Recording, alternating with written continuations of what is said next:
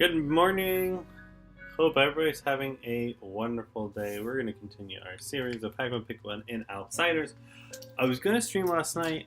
I had some technical difficulties, so I'm so sorry for anybody who was looking for us. I guess we should probably put out more messages. We typically put out a message, but we'll get to it. Let's go. Hey, perfectly. Morning. Today we are drinking. I think my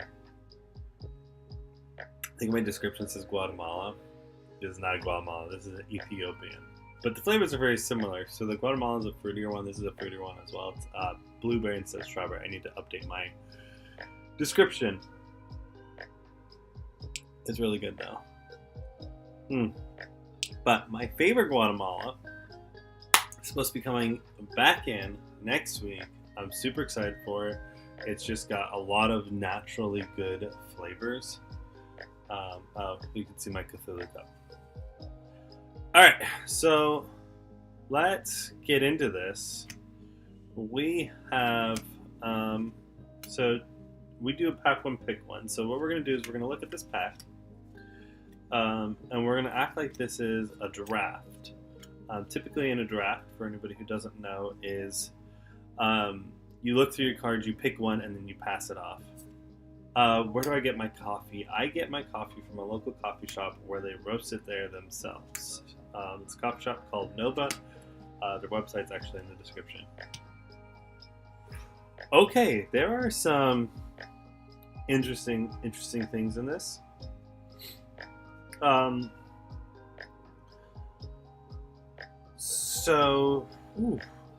This is really good. If you see something that you think you're going to want in your pack one, pick one, you grab it. So like this is, Nova Espresso. So like this card right here, if you think you're going to do anything with Assassin, you grab it because this is not coming back. However, when I look at this, my eye immediately goes to Freewheeling Renegades, which isn't a terrible one, but I like this one. This is my favorite one right here. This is Come to Fight. It's a buff, so it's a neutral buff, so it's not just like this where this is a reaction. This is a buff. Next attack action gets +2. Go again. It does cost 1. The reason why this card is so good, this is one of the few 3-block. This is, I think, the only 3-block in this game that is neutral. My hair's all over the place. Wow. So when you're looking at this card, you need to assess. It's a yellow, so you can pitch it for 2 resources. It does cost 1 to play. A lot of times with this card, I pitch it or block with it. I don't play it, but this keeps me open if I want to do Ranger, if I want to do or Assassin. This isn't a great card for Ninja. I would run it in Ninja simply because of the 3-block. Because I can't pitch this for Kadachi. However, I have done stuff where I pitch a red 0 cost for a Kadachi, and then you pitch a yellow so you can Kadachi and then do something else. But that does cost a 3-card hand, and that's a little bit tricky.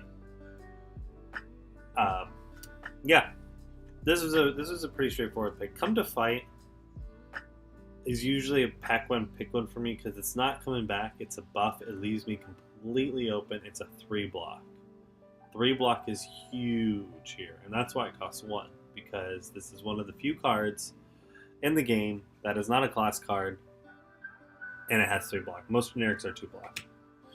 Be Like Water, though. If you're thinking about Ninja, this isn't a bad card to grab first. I actually really like this card, Shifting Perspectives, but I wouldn't grab it first. We do have 2 really good dual class cards. So this is for Ranger and Assassin. This is for Assassin and Ninja.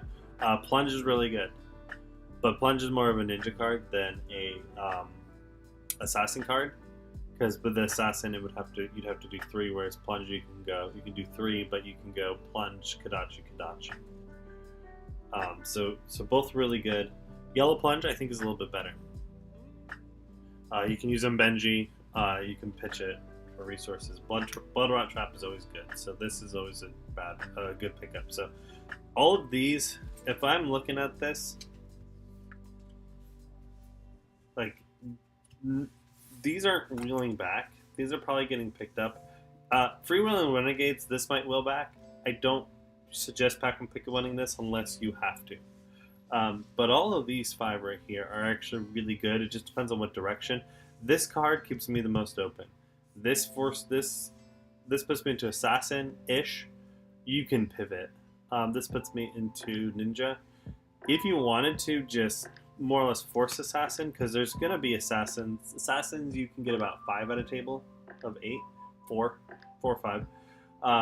But if you wanted to pick this and almost like hate draft, even if you don't go Assassin, this is a good thing to grab because this is probably getting picked up pick 2.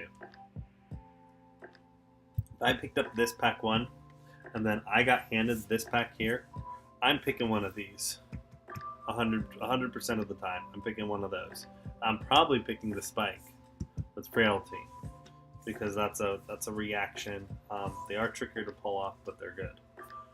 And then if I get handed this pack on pick 3, pick 3 is a little bit trickier, right? Because then you're getting in, you're like, what are my first 2? Do I want to be like water? Do I want this? What's coming my way?